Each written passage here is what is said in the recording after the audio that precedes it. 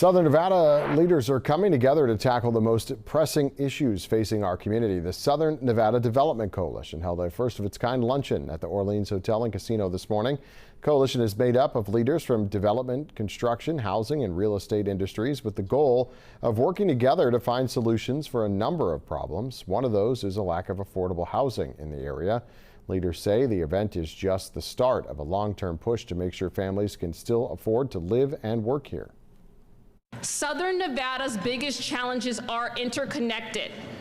They cannot be resolved in a vacuum or with one organization acting alone.